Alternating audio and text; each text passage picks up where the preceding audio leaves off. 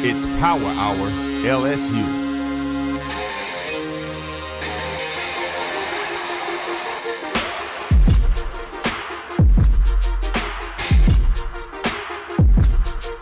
Yeah. Man, I'm headed to the field. Terror of the tiger, I'ma always keep it real. Everything gon' get devoured, it's the power. LSU with Carter, it's the power. LSU with Carter, man, I'm headed to the field. Terror of the tiger, I'ma always keep it real. Everything gon' get devoured, it's the power. LSU with Carter, it's the power. LSU with Carter, man, I'm headed to the field. Terror of the tiger, I'ma always keep it real. Everything gon' get devoured, it's the power. LSU with Carter, it's the power. LSU with Carter, man, I'm headed to the field. Terror of the tiger, I'ma always keep it real. Everything gon' get devoured, it's the power. LSU with Carter, it's the power. LSU with Carter. All righty.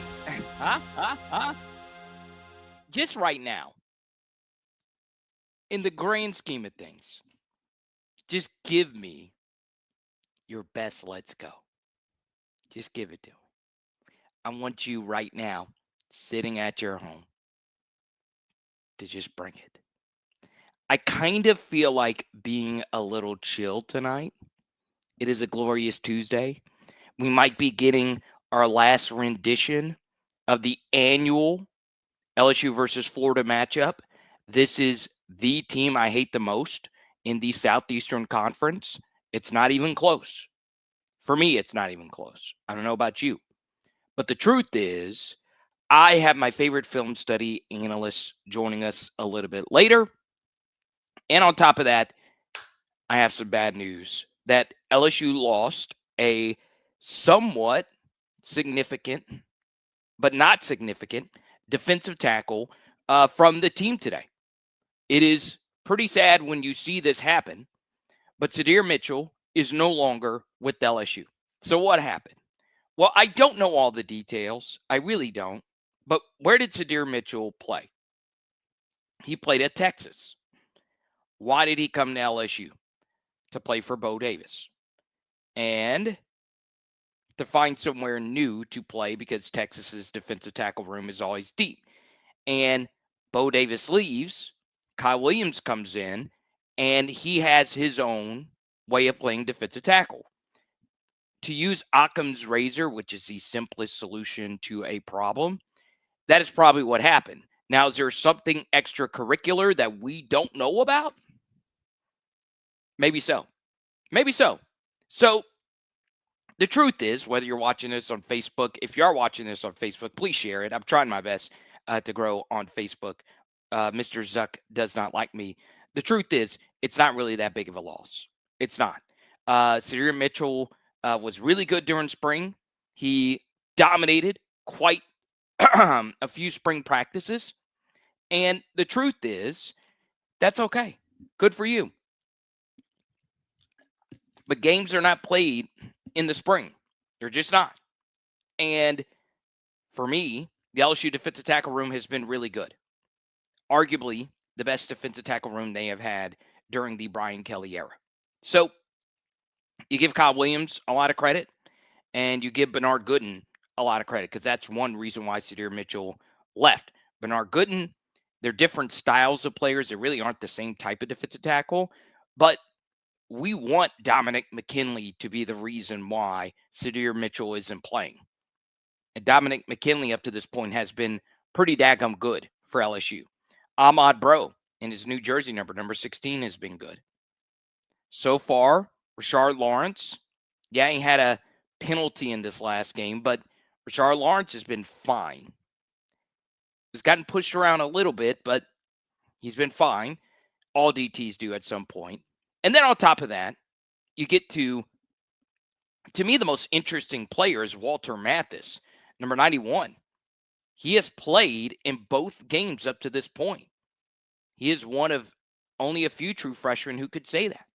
So for me, I am really excited about this defensive tackle room moving forward. Is it Glenn Dorsey, Marlon Favorite level good? Maybe not. With Ricky Jean Francois, the number 3 guy? Probably not. but it's still very good.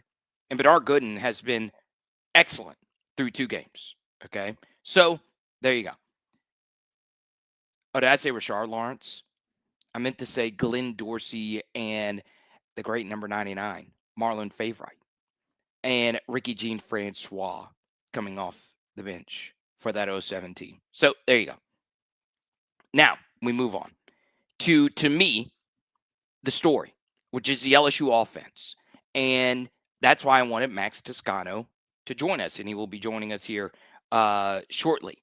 So the truth here, when it comes to the LSU offense, I have done so many film studies. We've done 2 LSU offensive film studies. We did the Garrett Nussmeier passing game film study. Then we did the Garrett Nussmeier LSU rushing game film study. And the LSU offensive line not being great isn't a shock to anyone. And I actually blame myself because I overhyped this LSU offense after Clemson, even though the red flags were there. 5.1 yards per play isn't that great. 4.4 average depth of target. You really can't know anything about an offensive line when those numbers are that low. So we were just playing very quick, and our defense was playing amazing. And that will probably be a style that we play moving forward. I would also say Georgia, a team that I've watched quite a bit, done a film study on every game, every offensive player that they have for the most part. I'm no Brooks Austin when it comes to that team, but I'll tell you that Georgia is doing the same thing. They're playing quick game. Their offensive line is also a mess. So, you know, this really isn't a shock. I think a lot of you were shocked that the offense did not play up to its standard. So the big question is, do they get Braylon Moore back for Florida? I don't know. I released a few thoughts on Patreon on what I'm hearing about Braylon, and obviously it would really help out this team if Braylon Moore is back. And it's not necessarily because Braylon is Olin Kreutz or Lloyd Cushenberry. It's more so that we don't have to play DJ Chester and Paul Mabenga and pretty much everyone on that offensive line that is struggling right now. So please keep in mind that it's very important when it comes to evaluating this very difficult position that there's so many different factors. And one of which is Garrett did not play his best. He just did not play his best. And it's funny because the film analysts that I have had on this channel are very pro Nuss. Okay, very, very, very pro Nuss. In fact, I would say most of the film community is pro Nuss. They think Garrett can be a high level NFL quarterback, but for our next guest, the Louisiana Tech game was a step back. So we will not be doing our Broadway comps again tonight, even though I would love to. His name is Max Toscano. What's up, Max? Oh man, I had so many lined up for Nussmeier and the LSU run game, and just whatever.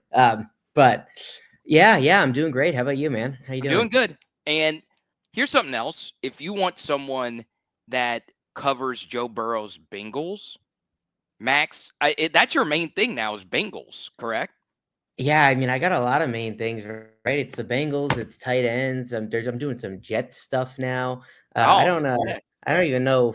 Like, I never could have predicted all the places I would have ended up. But yeah, that's a big thing I'm doing. I got something coming out within the next couple of days, probably about week 1. They were lucky to get away with it, but it's the difference between the playoffs and not making the playoffs last year was winning and getting lucky against Patriots, and they didn't. So I'm fine with it. They're I think we kind of know what they are. But yeah, it's just a lot of different stuff. And Max is like me, man. We like, and I should have cleared this before I had you on. I like my defensive ends to be thick. Yes, Something correct. else. Oh, okay, there you go. So there you go. Max likes thick football players. It matters now with the light boxes. We could talk about that a little bit later. But Max, your initial thoughts watching LSU versus Louisiana Tech. an offense that sputtered all night. Yeah, I mean, Dustmeyer didn't play well. I'm not really necessarily all that concerned about it. I Okay. think the it's not quite the step into the true hyper elite robot that I thought he could potentially become.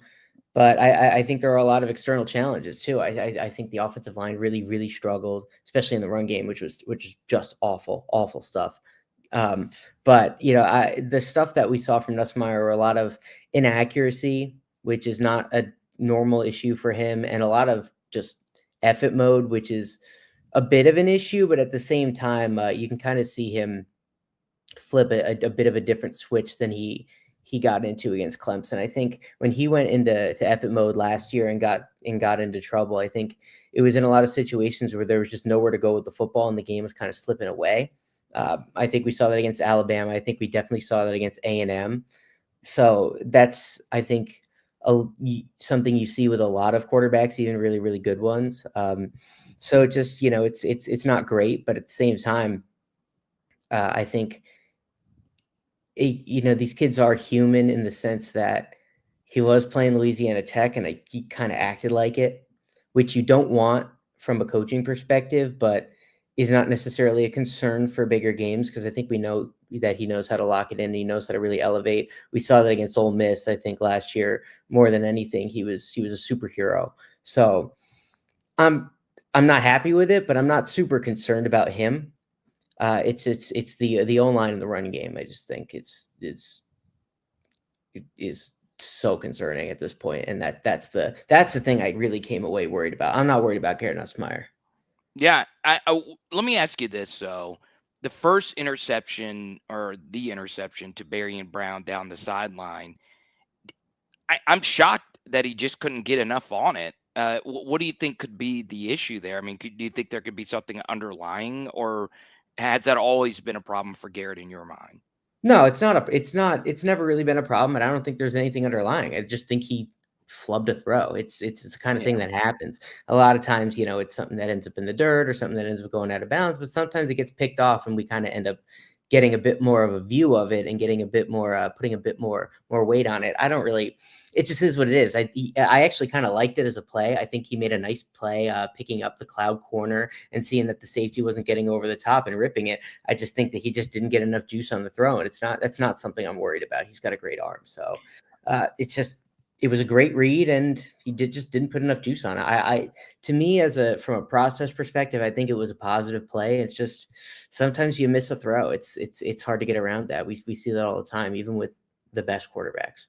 Yeah. So before I show you a few different runs, I mean, people went crazy of your USC counter John Emery breakdown.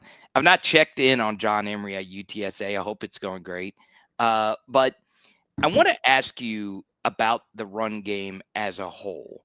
So I'm just going to give you the floor of what you think is actually wrong.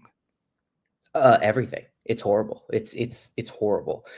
They're from an execution and physical perspective, they're losing at the line of scrimmage. They're getting knocked back. They're losing blocks.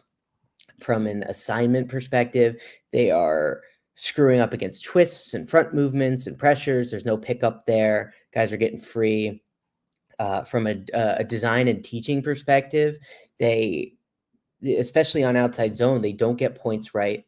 There are situations in which they're running into unblockable support, which is a huge no-no. If you read the 49ers outside zone install, they have a plan to deal with unblockable support on every single wide zone tag that they have. Okay, so before we continue, I know what you're talking about, but what is unblockable support? It's just a guy that you can't get to just based on the math of your doubles and climbs. It's somebody that you can't get to with the line of scrimmage. So you either got to motion a receiver in to crack him, which sometimes you do, or a lot of times you change who the mic point is so that you can push everything down a guy so that you can get to that guy and just change the configuration on the second level. You can't just be running into a nickel or safety who's playing the perimeter who doesn't have anybody to block them because they're gonna make the tackle. Like you can't, especially on outside zone. Like there are sometimes you can leave guys on block, but not to the play side of a lateral play. You're just everything is going right into that guy. And So what do you do to fix that? I mean, it's hard to say because well, it's not that hard to say because I know exactly what to do, but you just got to be more literate in wide zone. It's Don't tell us exactly what to do. well, I mean, it depends on the formation. It depends on the rest Yeah. of the tag. But there are three main things that people do to deal with it, and I'm sure we'll see this when we get to the clips potentially. They either, if there's a wide receiver to that side detached, they can what Shanahan calls I'm trying to get this in the camera, alert to short, which means that the quarterback's going to make a signal to him, or he just knows automatically, and he's going to short motion into a tight split so that he can dig that guy out. Okay. Or you can push the point so that one of the uncovered linemen, whether it's the tackle or the guard or the tight end, will climb to that guy instead of climbing to a different guy, which has a chain reaction across the second level, but it can usually be worked on. Or what they do in a lot of cases is they flip the run, which LSU can't really do as much when they're running it from gun, which is a problem that outside zone teams have when they're running it from gun. But a lot of smart outside zone teams do run. Texas is a good example of this. Yeah. UConn actually runs it a lot from gun. Go Huskies. And what they're doing is they're alerting to short, changing into a different run entirely, like duo, for instance, or they're pushing or pulling the point to get that guy blocked. There are just ways to do it, and you can't have it. It's like one of the number one, that and front side penetration are the number 1 and 2 no-nos of outside zone. And LSU is violating both of those principles pretty bad. So I'll get to the end zone angle of this run by Caleb Jackson. But is there anything from, I'll slow-mo it too for you. Is there anything from this run in particular? I broke all these down in my film study from earlier, but you're my OZ expert, man. Yeah, I mean, hold on. Let me see the play again. I have no short-term. I certainly have whatever the opposite of a photographic memory is. I have it, so that's sort of tough. If you see here, though, the safety to the boundary is out of the fit, so the support defender becomes the corner, which means that they should double to him, and he's not blocked, and he makes the play. Now he's in the fit late, which is tough. You can't really block both of those guys. So when you're running it into a nub like that, if we go back to the pre-snap, and we'll see this on the end zone too. Yeah. But you can't really block both the corner and the safety there. So what I personally would do here is I would flip the run and alert to short to the slot.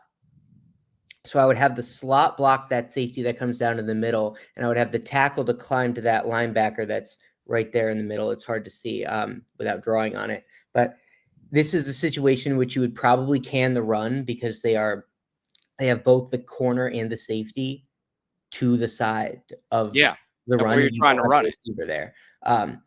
So, that's tough. Normally you have to leave the corner unblocked regardless, just because you don't have the numbers for it, and you're fine with him making a tackle. But when you're running into a nub like that into the boundary, it's really hard because it's a condensed space. So he's going to force that back inside. If you see here, hold on, can you pause this real quick? Yeah. So the guard is uncovered. I don't know if they move and that changes because, again, I have no photographic memory whatsoever. But normally you would have the 2 tight ends double that end and climb to whoever that support guy is. Then you would have the tackle and guard double that guy who's head up on the tackle, and whoever's uncovered, hopefully, honestly, in this case, it should be the tackle, climbs to that linebacker who's there in the B gap. Yeah. And cuts him off. And then on the backside, you have those 2 guys combo on the nose and then climb to that backside linebacker. And then you would have the slot climb up to that backside support guy. And when you mean the slot, you mean someone unpictured here, correct? Yeah. The slot to the field. Who's the guy?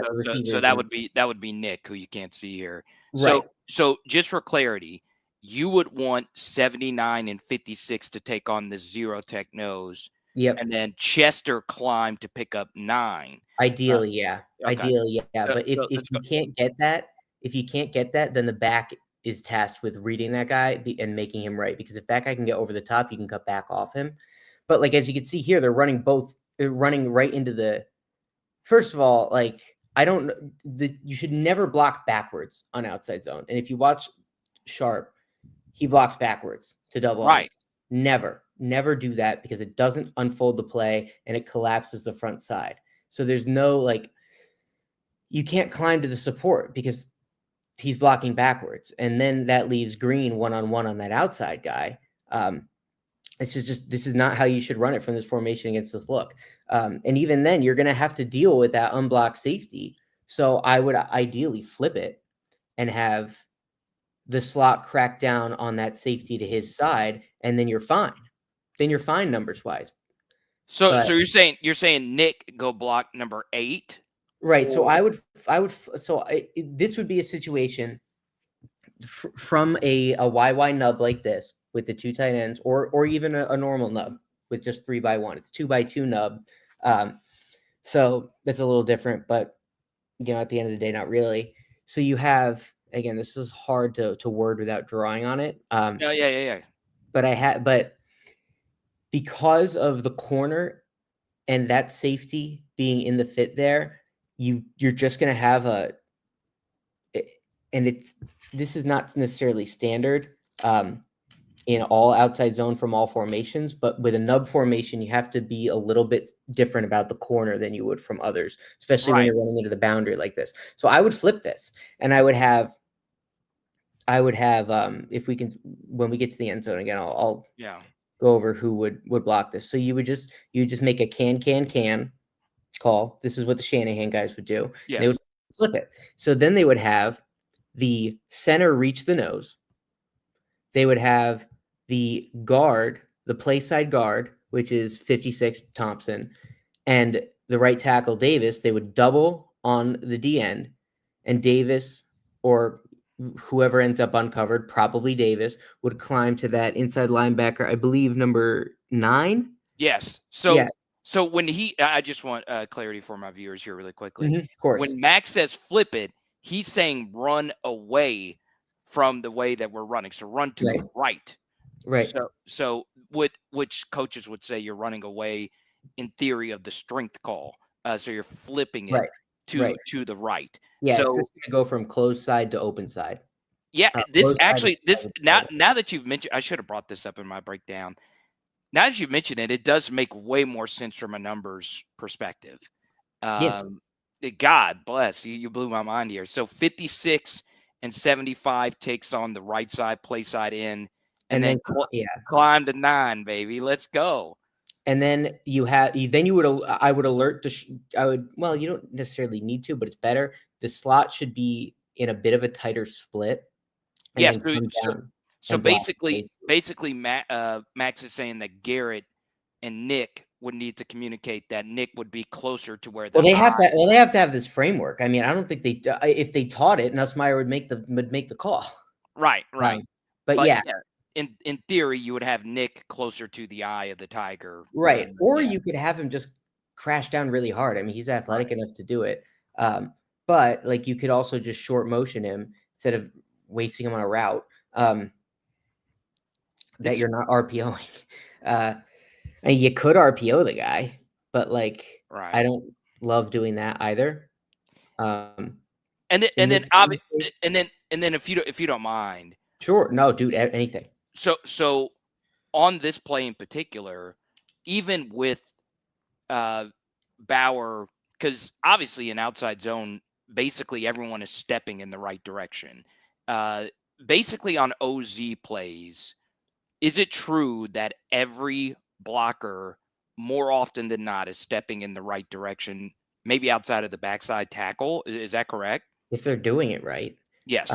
I mean, in this specific play, I mean, the backside tackle, they lock. They do this a lot. They lock him. So they just have him man-to-man on that backside end, which is fine if you're reading whoever that B-gap defender is for an RPO.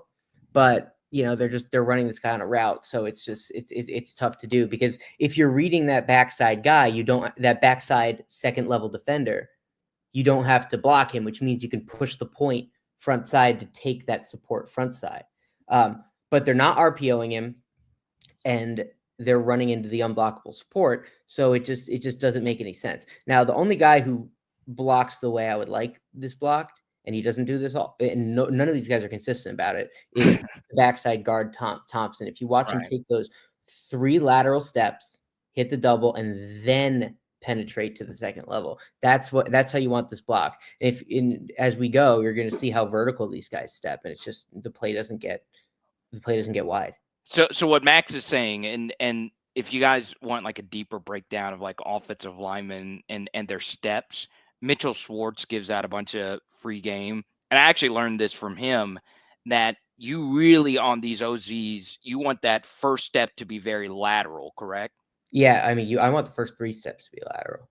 Right, because we're trying to widen things out. Yeah. And so again, like with Sharp here, he and the tackle should not be in a combination ever on OZ. Well, no, they should in certain end alignments, but not in this one. He and Green should be comboing.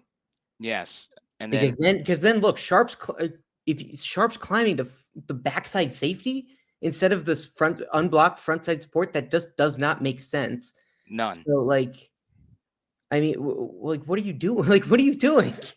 And it's not necessarily his fault, because all these guys are doing things like this. So it's just teaching. It's like I'm working with a high school team right now that's installing outside zone for like the first time, and they have a bunch of kids who kind of don't really know how to play yet. Right. And they're making these mistakes. Barely. Yeah. Not as much. Well, and the reason why I wanted you on tonight is, so you and I, it's interesting. We have had a bunch of private conversations about OZ. Okay, I have a friend who's a head coach. Playing football, by the way. Okay, so you're with me. It is my favorite rush design. So my buddy runs the Leech Air Raid, and he coaches in Europe, and they put up a lot of points and all of that, and he hates it. And I know he knows way more about ball than I ever will, but I'm like, no, I love it, baby. I'm a Shanahan. They haven't figured out Lightbox run fits over there, have they? No, they haven't. And he mentioned that very term. But it's interesting because you tweeted out something. Well, actually, 2 different things, 2 different interactions, because I said outside zone. I tweeted out that I responded to one of your tweets that said outside zone might determine LSU's season. But you said LSU was going to be a counter team this year. And I had thought that initially as well. But, I was like, I watch so much LSU. I know that Sloan's going to want to OZ. That he loves stretch out a pistol every single time. So from your vantage point, you've written about this as well.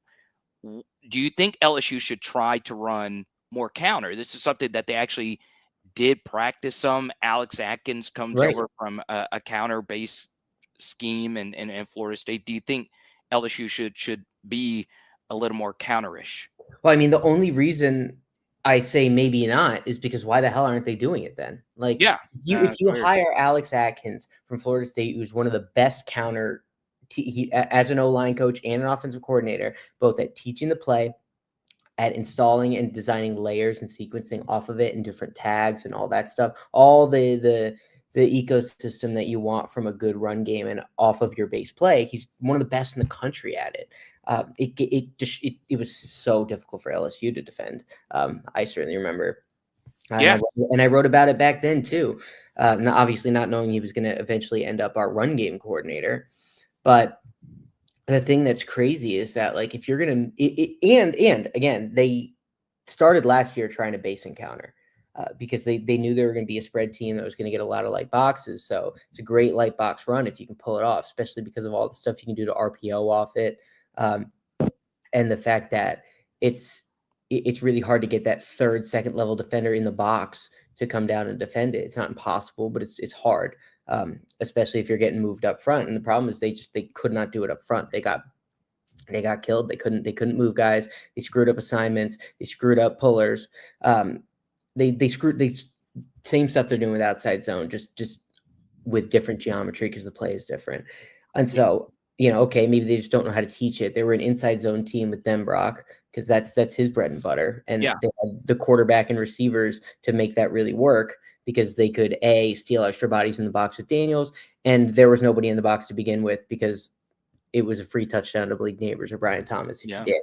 So, I thought, okay, maybe they just don't know how to teach it because when that year in 23, when the few times they did run counter, it looked the same level. It looked the same exact way. It looked the same type of bad.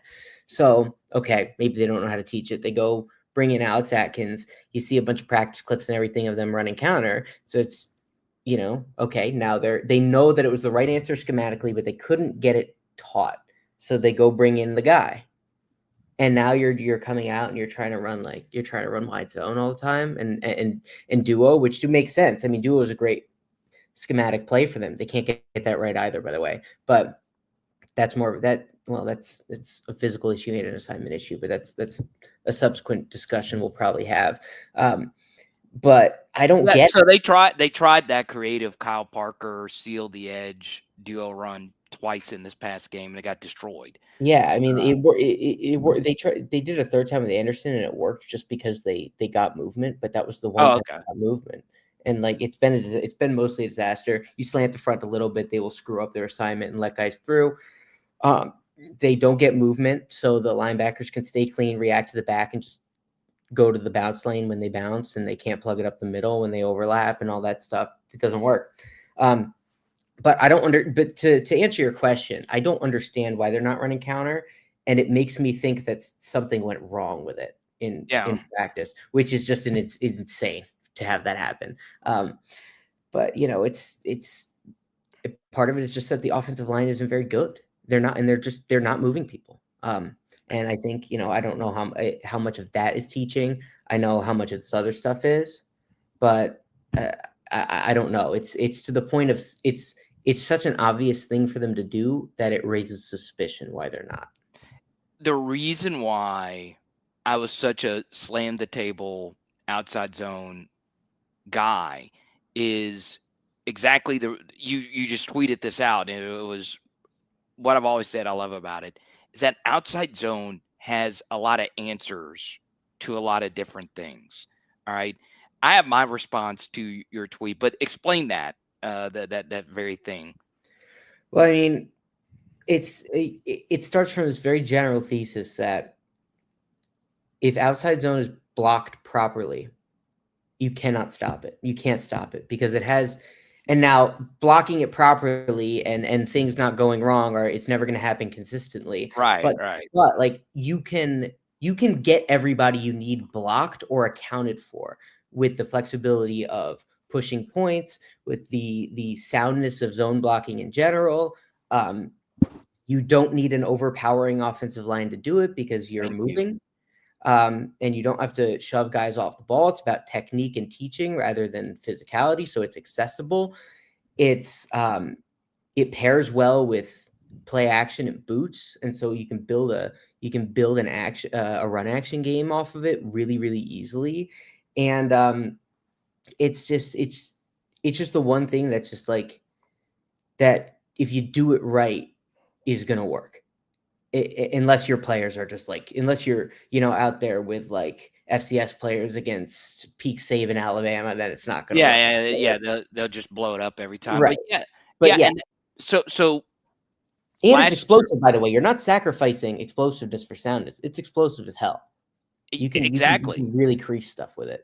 And they did that a few times versus Clemson, getting vertical. I think Caden's style fits really well with it. That was another reason why. Good. He's so good. And we're not getting to see what he can do. Right. And a lot of it, I use this word all the time. It's the choreography. It's the steps. It's everything. Everything needs to be in lockstep. And look, my buddy in Europe, who one of the best offensive minds I've ever talked to, he's like, Carter, you got to have the dudes to do it. And I was like, I don't know if I fully agree with that, but I just need competence.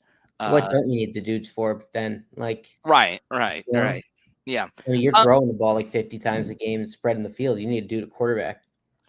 Before we get to a Garrett rep, you I would guess you're part of the Lagway hive in terms of his raw ability.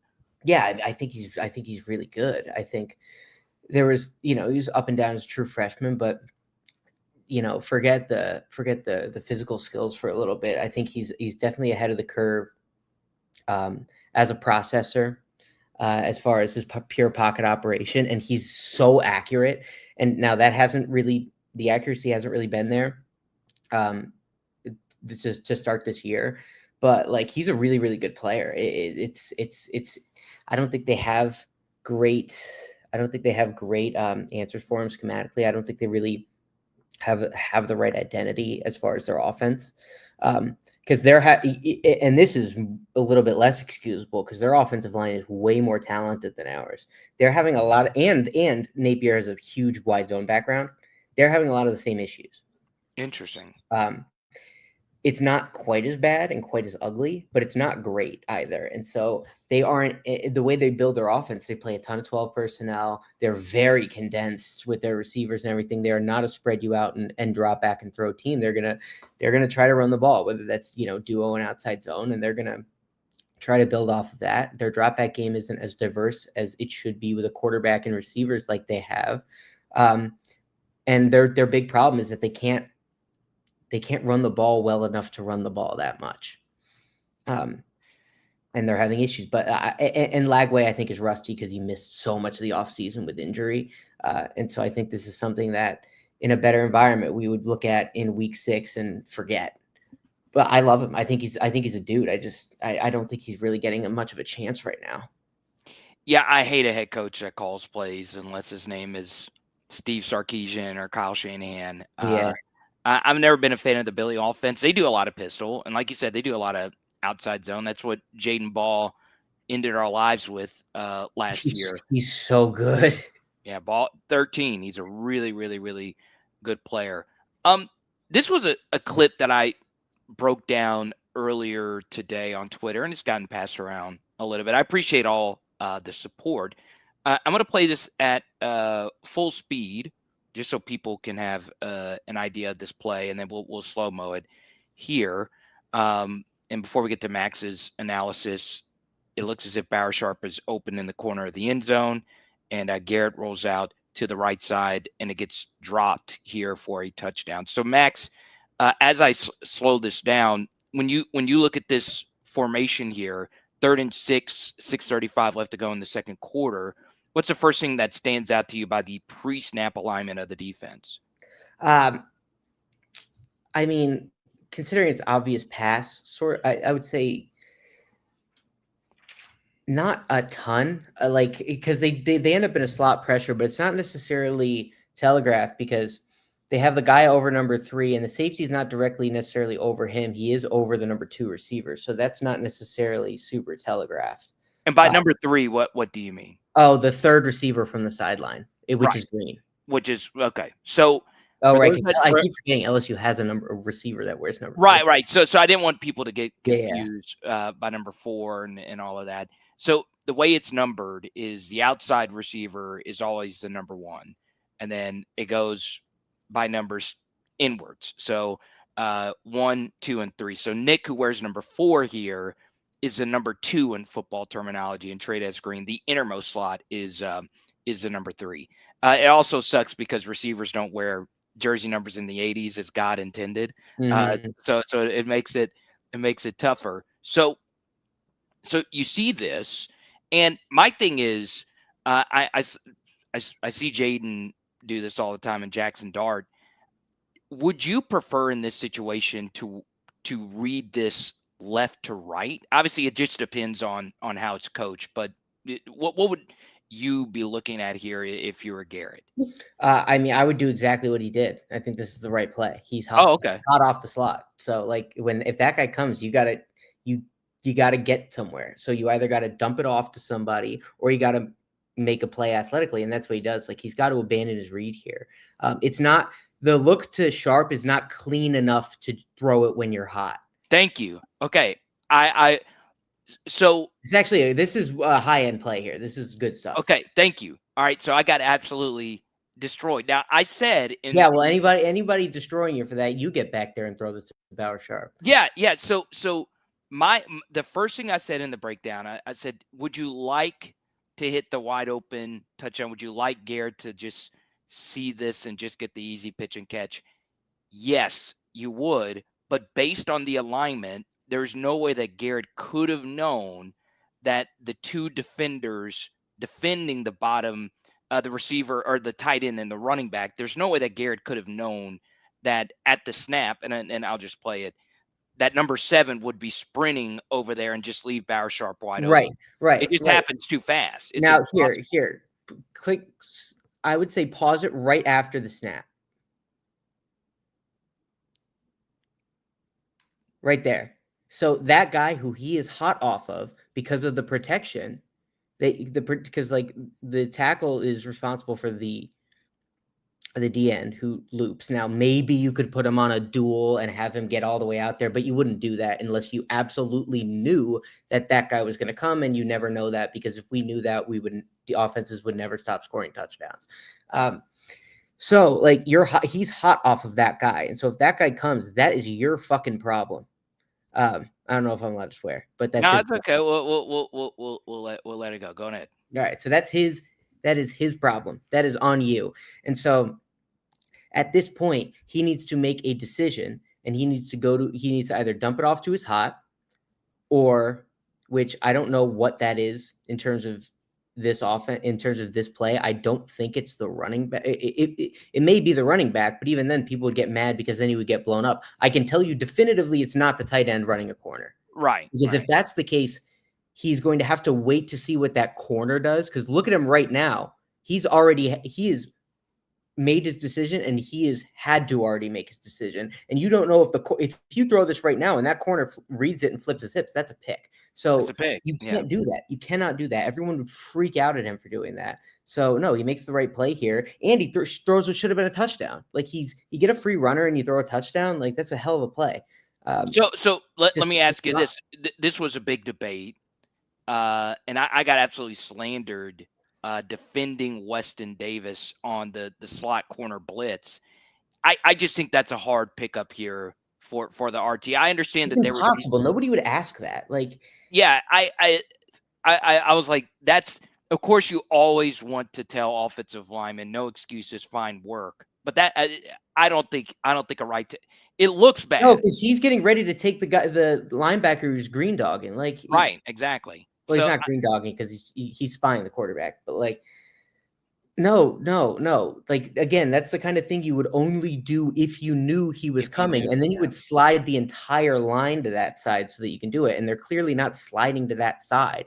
So he makes Nussmeier makes a great play here. This is a highlight. And that was my final conclusion. Like, he dusts that guy and then goes and makes a play. Like, that's awesome. Yeah, I mean, my only thing would be is I guess, I don't know, you feel free to push back on this. Maybe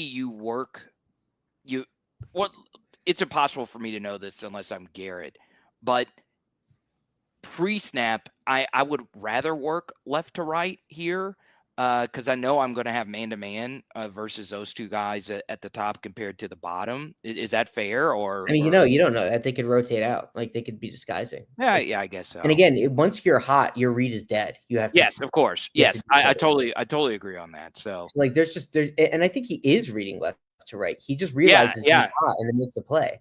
It just doesn't get open in time because he's hot. And then this is just ridiculous quarterback play. I mean, it honestly is. Now he makes a play. And Kyle's just got to catch this. I'm okay if you drop this and make the catch later in the game. That was also a drop touchdown in the same end zone. But look at this. The way he flattens that throw to keep it away from the defender, too, this is a sick play. Anybody who's mad at Nussmeier is crazy. It's one of those things, though, Max, like you've put your whole life essentially into breaking things down. you understand this, but I think the casual fan that sees Barsharp running wide open would say otherwise. I mean, they shouldn't speak definitively about it No, though. yes, exactly. I try not to speak definitively if I don't understand what's happening, and that happens a lot.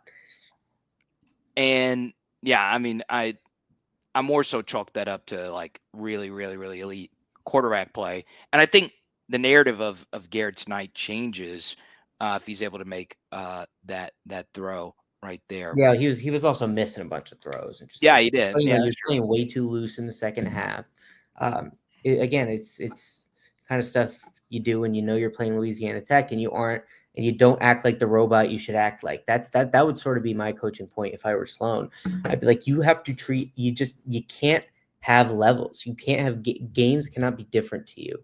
Like you just got to go out there and make the right play this position to the very, very best of your ability, because you're competing against your own standard every single time you're out there. Every single time you're playing the game of football, you can do it as well as you possibly can, or you cannot do that. I don't care if you're playing Louisiana Tech or the 85 Bears.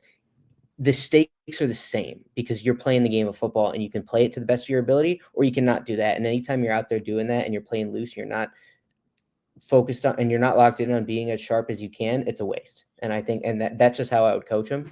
But that was the issue to me is that and you know, you saw the accuracy suffer, we saw the decision making suffer, but like he took that, like we saw him take a couple awful sacks in this game just because he's like, we know we wouldn't take against a better team. We just know we wouldn't do that. And C-Dub, I have no fucking problem with him cursing. He can curse all the F he wants. I just try and keep it as PG as possible, unless at the end of the second half of a Clemson or the end of a second quarter of a Clemson game, and you don't kick the field goal there. I obviously went pretty apeshit, to say the least. Okay. This will probably be the final one here, Max. I mean, I want to once again, just to make sure we're all on the same page, I'm going to show this play at full speed and just get your overall thoughts on it afterwards. And this obviously ends up being a sack. Okay. Yeah, it's pretty fucking bad. Yeah. So this and I understand it's 2nd and 14 here. Let me see. This is such a we're up 20-0 in the fourth quarter and it's 2nd and 14 play, which is what bothers me. Like that should not matter. Right. So we start off here, 1st and 15.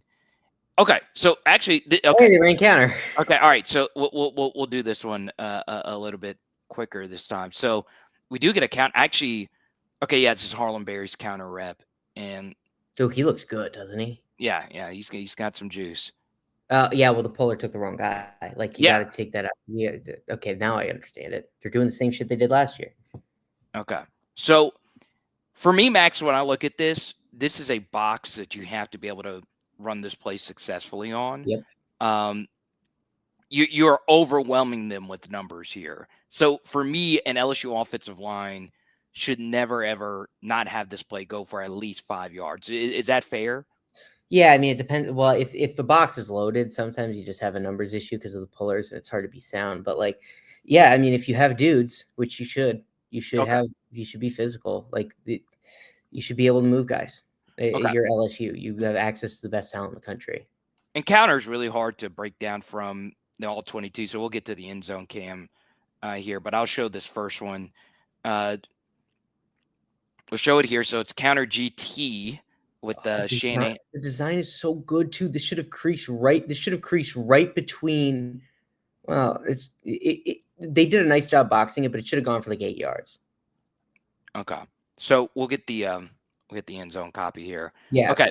So their problem is that they're not treating the. Sorry to interrupt, but they're not treating the overhang there to the front side like he's in the box. But the problem is like he's the edge defender. He's the end man on the line of scrimmage. He's the force defender because the defensive end is inside the tight end, and he's not one of the pullers or anything. So so the nickel there or whoever that is the force defender. So the first puller needs to kick that guy out, And the second puller needs to wrap around to the linebacker there in the B gap between 71 and 65, I believe. Right. Okay. depending on So which department's in the game. just to clear this up, you're saying the nickel here is what you would count as a defensive end in this Yeah. run. Yeah, he's the Okay. force. You have to block the end. All right. Well, I mean, So for those, the nickel is standing essentially on the eye of the tiger. yeah. Yeah. So now we get to the end zone copy again. So the nickel is not photoed here, just No, to make sure we're all on the same page. Okay. So I'm gonna go ahead and run this, Max, and you just tell us where you think this actually went awry with Mr. Harlan-Berry. Well, the first thing I will say is that I kind of take back who should have taken the inside linebacker, I think. Let me just see it again.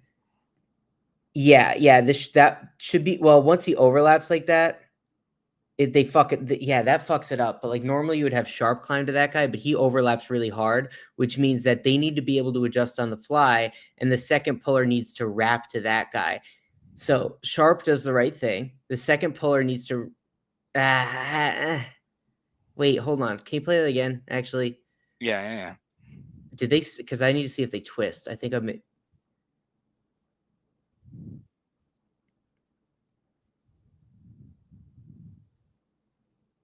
Yeah, they don't twist the end. So you got it. Yeah, you got it. First guy has to get to that nickel, or he has to. Well, the linebacker's the first guy there, so they have to adapt on the fly. And the first puller needs to take the inside linebacker there on the edge, and the second puller then needs to adapt and take the second guy to the outside. It's whoever the first guy on the edge is. That is your job as the first puller. You're not going to a man, you're going to a gap. So Thompson takes that guy correctly, and then 75 needs to wrap outside and take that guy who's free. Right. So okay. I see exactly what you're talking about. So Weston Davis needs to be cutting to the left, essentially, of Shanahan. Yeah. So yes. And wait, hold on. Somebody else gets involved there. 65 and 71 cannot lose that. Who gets lost there? Yeah. Sharp needs to hold that longer a little bit, but like at the same time, like 71 can't be losing that guy. Like he needs to be able to, because Sharp needs to come off this block. So he can get you to need that. to have that guy at that point. And then he loses lever. And 71 was awful, by the way, in this game, running in the run game. I think he's an okay pass protector, but he got wrecked. And it's just, and look, you got to give credit to the defense on this one too, because the twist and the overlap and the slot pressure make it a little bit difficult. So sometimes this is going to happen even for a perfect counter team against looks like this. So it's really hard. But that's ideally how you would draw it up. But the overlap and the slot pressure, it does make it a little hard. But if you're really well versed in the play, you're able to pick stuff up like this. And this is the kind of stuff that they had issues with in all three of the run plays that they run a lot of. When they would twist and they would have guys overlap, or they would send pressures or do all this stuff, everything just fell apart every single time. And so if I'm Florida, I'm just, I'm gaming, I'm slanting, I'm twisting, I'm sending linebackers, I'm sending slots and all that stuff, and they won't be able to run the ball. We have time for one more. Max, do you mind hanging? I got plenty of time. I got nowhere to be. Okay. All right. So coming up right after this, a word from our friends at Labor Therapy. We will break down, to me, one of the more troubling sacks that I've seen Garrett Nussmeier take. Power Hour Network listeners and viewers, you might be consuming this content with that crick in your back that you've been trying to get rid of for so long. Take this as your sign today to book your appointment with LabordTherapy.com. In the Lafayette region, there is no one that you will find that cares more about any different type of pain that you might have than the team at LabordTherapy.com. Book today. Once again, that's LABORDE therapy.com, or you can visit one of their 5 locations all throughout the Lafayette region.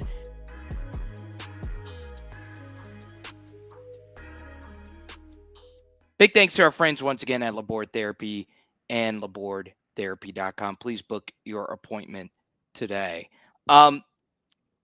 Max, I'll let you. Do you need me to run the play again for you? Before, but Is this the Nussmeyer one? Yeah, I totally forgot. Okay. All right. So he takes a sack here. Have a motion from Harlan Berry. And my initial read on this is the ball should just go to Sharp. But you tell me if you think that this is a horrendous sack.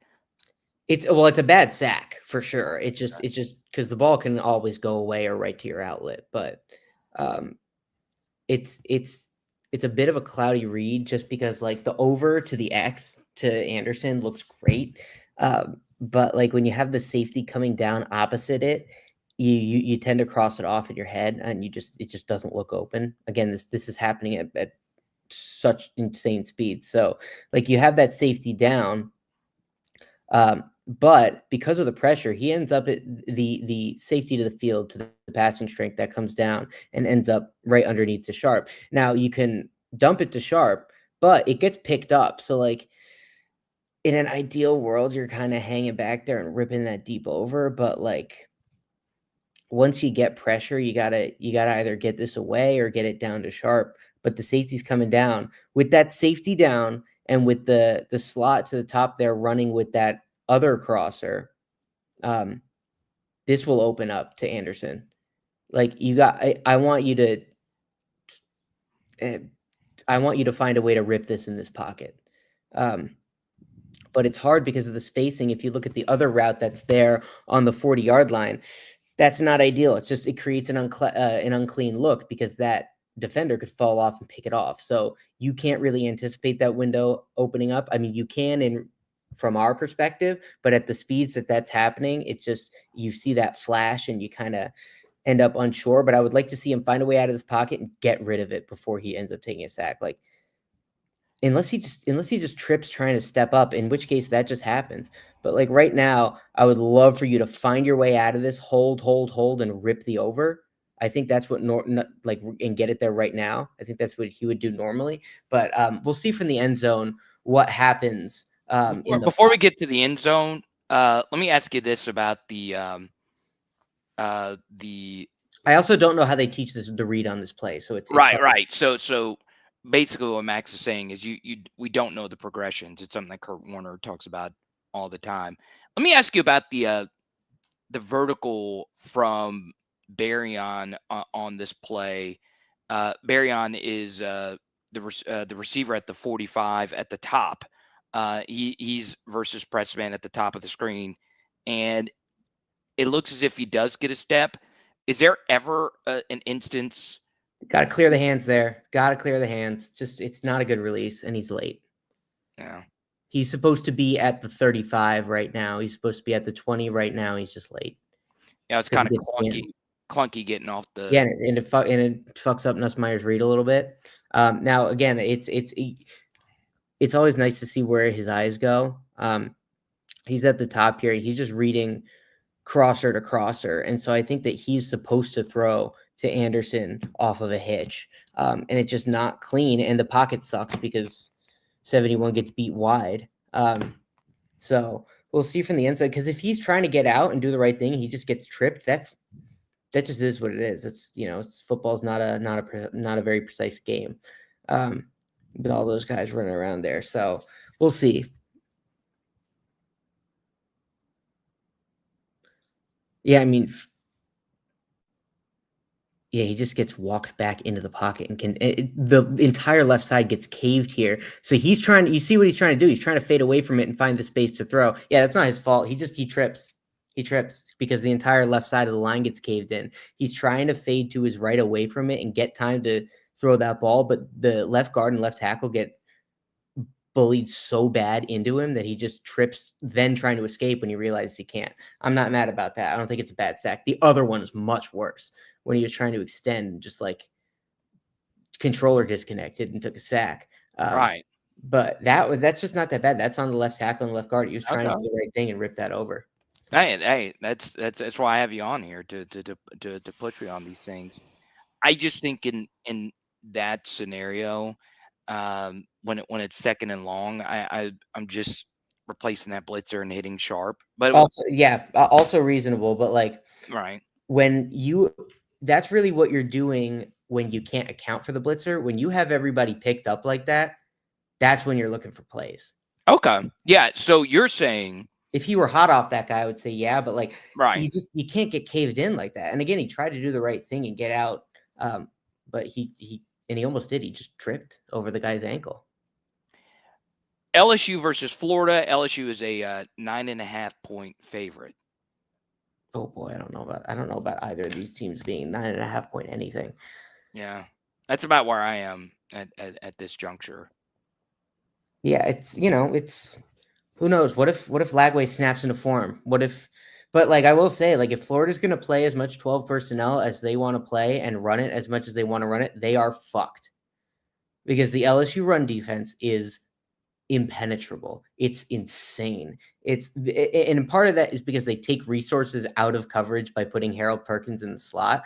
But if you're facing a team that's going to play a lot of two tight end and there is no slot receiver, all of a sudden that becomes an overwhelming strength for LSU unless they have a tight end that can play the slot, which Florida does not. They're both, inline types and inline only.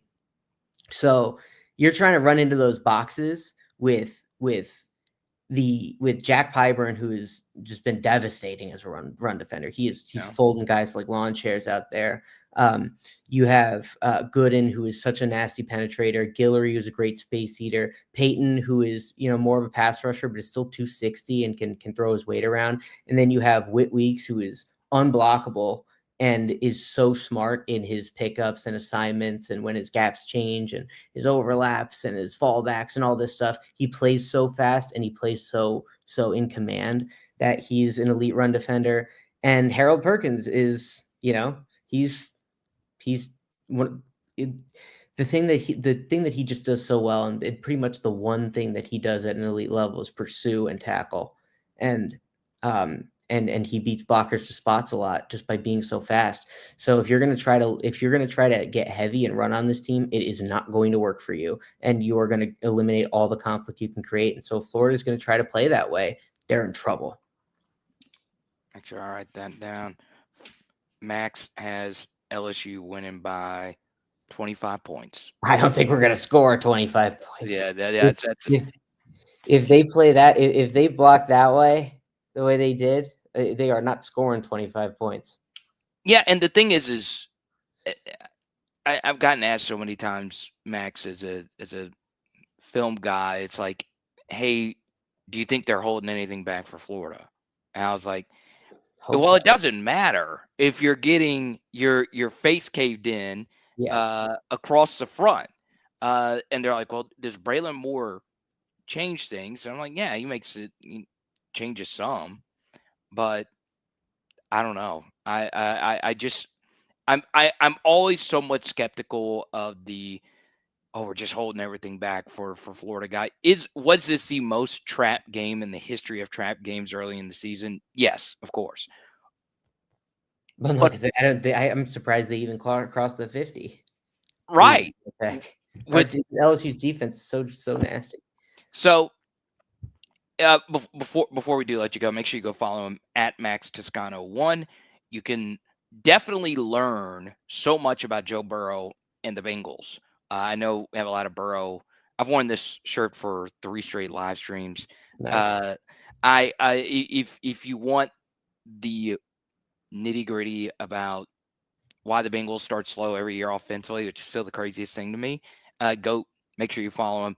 Is there anything college football wise that has stood out to you? I mean, I know you and I are both Carson Beck believers even before this Miami start. Is there anything else that's scheme wise, anything that's interested you up to this point? I'm not really. Just because like college football is not it just does not have the schematic dynamism it used to with programs having such distinct identities. That's really not the case anymore. Just with all the movement and the death of regionalism. It's unified the sport a little bit, made it a little bit less schematically interesting. Things that have jumped out. I mean, Tennessee's not trying to do what they did anymore. They're trying to run a normal offense. We'll see how that goes. I bet it won't go well, but Oh, interesting. I mean, it's not going to go well the other way either because it didn't. We saw what happened last year. It was awful. But we'll see about them. I don't think they're necessarily super relevant. Interesting. But I'm in on them. The 2 really, week. I I mean, they've looked great so far. I'm Aguilar'd, if you will. So Georgia currently sitting at a 3.5 point favorite. I think Tennessee's been the most impressive SEC team, but I mean, obviously it's just 2 weeks. But yeah, so Max is you're on the dogs going to Athens and going to Knoxville and getting it done. We'll see. I think their offense is terrible. Yeah, they're tough to So watch offensively so right now, it's Georgia. yeah. So who knows? Um, I don't know. I kind of miss the schematic ebbs and flows that college football used to have. Like, remember the rise of the spread option, and then the air raidification of everything, and then I mean, it still does because you see all the 3 high defenses as a result of all that. And they're a huge thing in college football right now, and they've been really fun. But this year, as far as what's really new, it's hard to say. Nobody's really played that many teams, and it's hard to say who's good. I think Miami's good, but like, I don't think anybody's great. I think we've kind of had this takeaway over the last couple years with rosters just getting, every roster loses stuff. You don't have the there's no team with the waves of dudes anymore. You have dudes at the top, or you don't have dudes at all. And it's I don't know. I haven't really picked up on anything yet. I think there's a lot of things. I think there's a lot of things that need to unfold. And we'll see. We'll see. It's wide open. It's wide We're open. gonna. I'm gonna I have don't my, know what they're gonna do. I'm gonna have my editor Jace Max AIU saying South Florida is gonna win it all. That would be sick. I hope so. Yeah. A man that is a big supporter of UConn football and everything else under the sun. You motivate me to be better as a film study analyst. And I really do appreciate you always dropping your knowledge, man. And we'll talk to you soon, Max. Absolutely, man. Thank you for having me on. I always love coming on and doing this. Yeah, Max Toscano, baby. Love stuff. Love it. So there you go. If you want my full film thoughts on some of the plays, some plays I didn't get to that I had written down here, you could check it out. There's linked down below. And Max, as you could tell, has a college background, but he does do more NFL stuff now. And his NFL breakdowns are amazing. I do NFL breakdowns as well on Power Hour NFL. So we always appreciate Max Toscano. Okay. Now I got a few more. I got a few more minutes here. I will be on Mr. Blake Ruffino's show here in roughly 15 or so minutes. So in the next 5 to 10 minutes, answer as many questions as you possibly can. If you super chat, we'll keep it going. Let me know if you like the live streams being a little bit more filmy, because I have gotten messages in the past. Hey, I'm here for the live. I could watch your film studies any other time, but Max is an obvious exception. So let's go to Sibley. Tigers win. Tigers win. It's in the books. Love playing so and winning. I hate to say I'm not going to see Sibley this weekend. I wanted to go to LSU, Florida, but there you go. C-Dub, man, you're my guy. There you go. Let's go to Alexander. Yeah, in that last play, me and Max disagreed. I think one thing about Nuss on that play, and I think it is important to point out when you compare him to Jaden and Joe and just any other LSU quarterback, this going into the season was the worst LSU offensive line I've seen. Seriously. They're just really strong everywhere else. And now we're here. And we're asking Garrett to find a way to get us through it. And the thing is, you saw how much detail we got into. Those are 4 total plays. 4 total plays. There's a gazillion things that go into an actual coach's film review, which I always say in my film studies, I don't know how it's taught. It's a lot. I'm just giving you my best educated guesses. Now, I want to get to this. Okay. It is so important I get to this because I have been in the shoes of the person who went viral today outside of actually voting on the AP Top 25. So there's a reporter. Her name is Haley. That's a great name, by the way. And she covers USC football. And she was given an AP Top 25 vote where she ranks all the teams. And she put out one of the worst AP polls I have ever seen. It really was that bad. Now, I'm going to be fair, and this is going to come off really bad, and that's okay. This is just life here when you do sports media. A local LSU reporter also had a tough AP poll in my estimation, and his name is Koki Riley. And I was going to ask him to come on weeks ago because of a scheduling situation. Had a guest who couldn't do the show, so I was going to reach out to Koki. I've never met Koki before, and I was going to have him in good faith come on here to talk about LSU a few weeks ago. I was going to reach out, but it was too late. Never met him before, and he also gets an AP poll vote, and his weren't great. And the thing is, this is a prestigious honor. So I have sat in college football press boxes before. And the truth is about press boxes and college football is that, yes, you would like to think that being in a press box makes it easier to cover a college football game. But in many ways, it makes it harder. Okay? I could even argue it's easier to cover a game if you're sitting in the stands. And I could get into a whole spiel about that. I like sitting in a press box. It's been a while since I've done it. I love the camaraderie, meeting other media members and talking to people I've known for a very long time. So I love it. I'm not saying it's terrible, but there's a lot. You got to file stories. You're on deadlines. Got to go interview the players. It is so hard to actually watch the games and put together a top 25 ranking because for 12 hours of the college football Saturday, you're focusing in on your team that you are covering.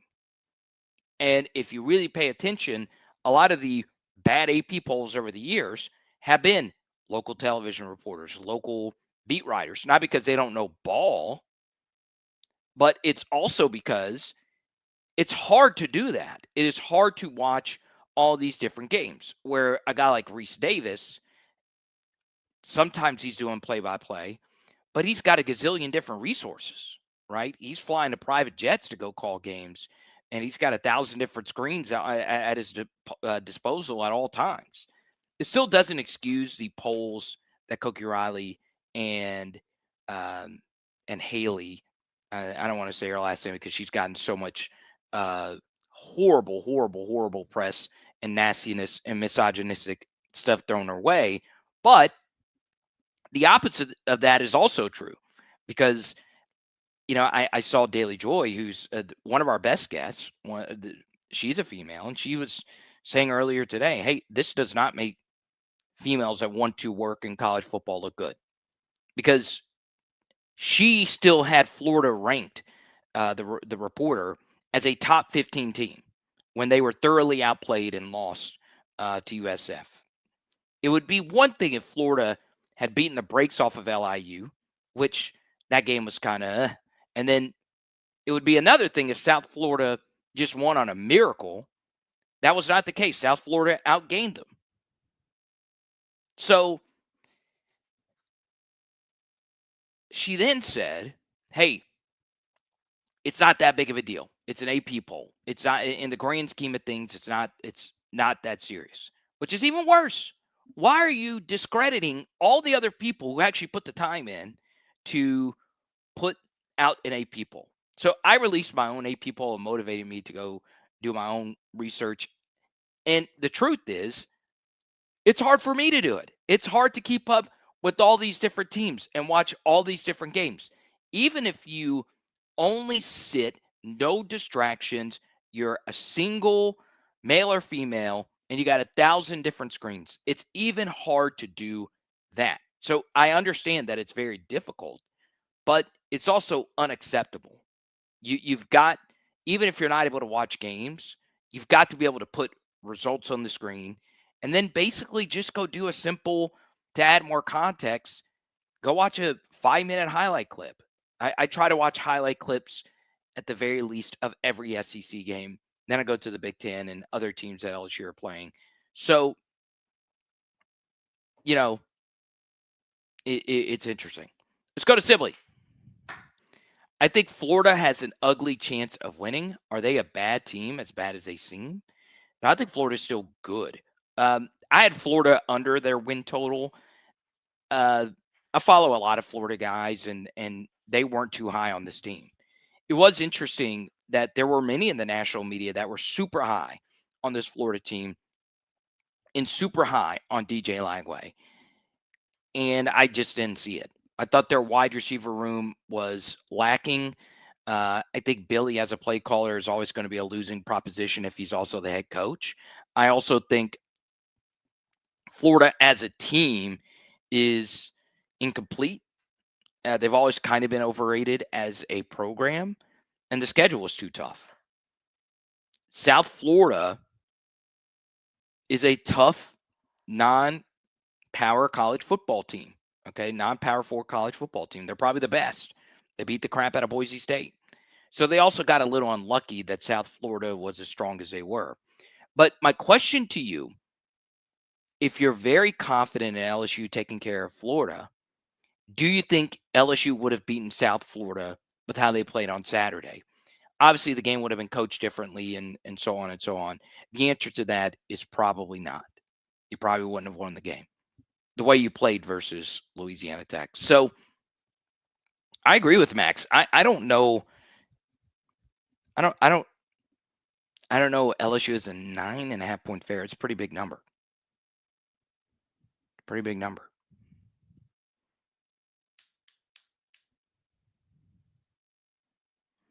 Let's go to player X. Okay. So this is why I'm happy to have patrons. Lots of compliments here on Toscano. Okay.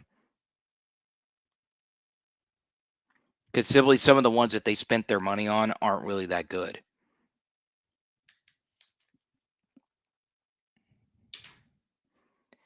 So player X brings up a pretty hot take, and I'll touch on it briefly here. So there is a famous sports media person who goes by the name of Bill Simmons. Now, I have met Bill Simmons once before. Bill Simmons is a top 5 sports media personality of the past couple of decades. Nobody would argue to the contrary. And his greatest sports take is something called the Ewing theory. All right. So what the Ewing theory is when one of your star players are out, you actually become a better team, or you just play better in general. Now, that doesn't mean the star player isn't great. It's just something else kickstarts. And there's a lot of different reasons why Ewing theory could be a thing, where you've watched all the film with how a team plays with this player, and then that player is no longer there and it completely changes your style. Yeah, that hurts you offensively, but it can also hurt the other team defensively, right? Because what if Florida for the last couple of weeks, spent so much time working on defense, working against 6'7" players, or getting prepared to play a 6'7" player, or getting prepared to defend against slot fades and the different things that Trey Green could bring your offense. So what Player X is saying here is, could we have a Ewing theory situation? And it's named after Patrick Ewing of the New York Knicks. He got hurt in a playoff series, and the Knicks ended up playing better without him. And it's because they spread the floor and all these different things. So the truth is, Ewing theory probably applies a lot more than one would think. Okay.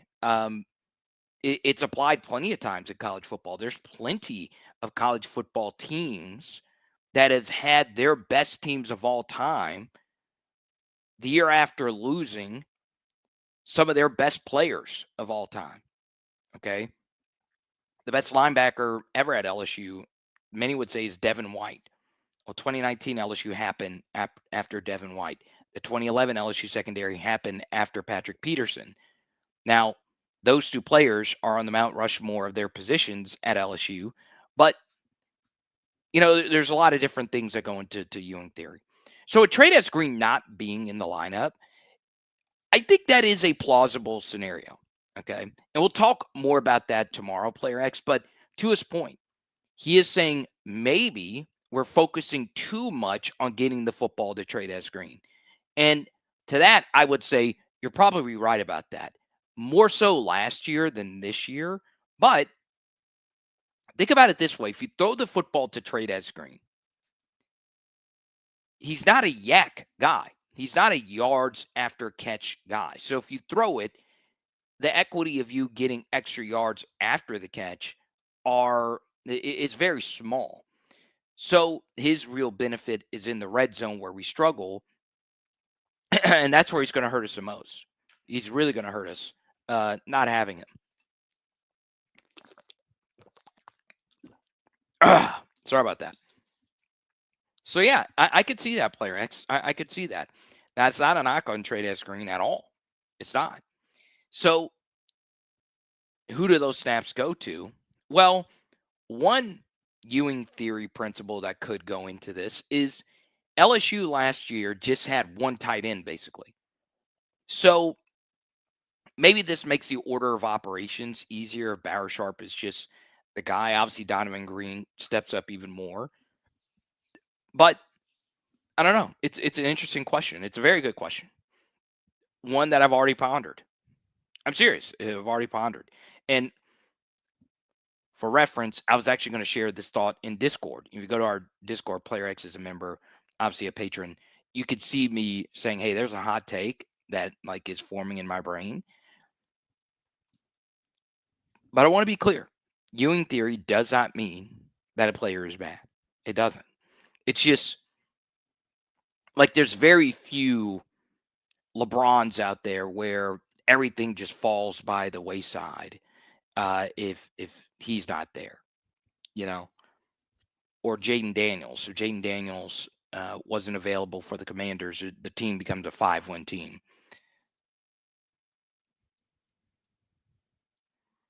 There you go. Virginia went to the Final Four year after Ralph Sampson. Georgia did the same year after Dominique Wilkins.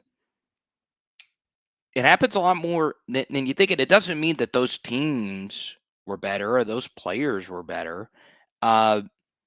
We've had a guest on here before say, hey, 06 LSU is better than 07 LSU. One won the Natty, one didn't. But they had the same amount of losses. So, it's an interesting thought. Okay. Now, I